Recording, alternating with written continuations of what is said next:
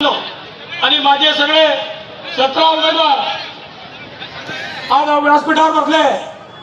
शिवसेनेच्या माध्यमातून पहिल्यांदा मुक्ताईनगरमध्ये आपण या नगरपंचायतीमध्ये पॅनल दिलेलं आहे। सार्वत्रिक निवडणूक 4 वर्षांनी होऊ घातलेली आहे आणि हे नगर पॅनलचे रस्ते 18 पगड जातीचे आणि 12 बलुतेदार समाजाचे लोक शिवसैनिक आपण दिलेले आहे।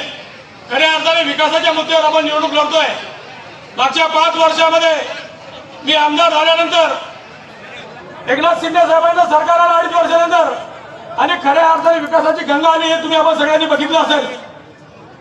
आपल्याला नव्याने सांगण्याची गरज नाही, पण आज मुक्ताईनगरमध्ये जो विकास दिसतोय तर गेल्या 30 वर्षात मला तो आज दिसतोय।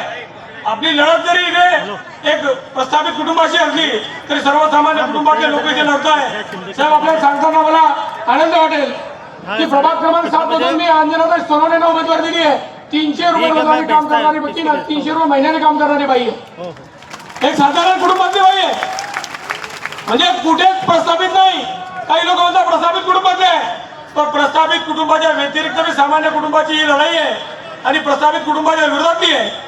मी विकासाच्या मुद्द्यावर आपल्या जोर मतदान मागायला आलोय। शिवसेनेच्या धनुष्यबाणावर मतदान मागायला आलोय। संजना पाटीलच्या नगराध्यक्षपदासाठी उमेदवार मतदान मागायला आलोय। खऱ्या अर्थाने जर मी विकास केला असेल माननीय एकनाथ शिंदे साहेबांच्या माध्यमातून, गुलाबराव पाटलांच्या माध्यमातून, तर आपण मला माझ्या धनुष्यबाणाला येणाऱ्या 2 डिसेंबरला आपले 2 मतदान, अमूल्य मतदान, एक धनुष्यबाणाच्या नगराध्यक्षासाठी आणि एक धनुष्यबाणाच्या उमेदवारासाठी आपण 17 प्रभाग प्लस नगराध्यक्ष असं करावं ही विनंती करण्यासाठी आपल्यापर्यंत आलेलो आहे। आज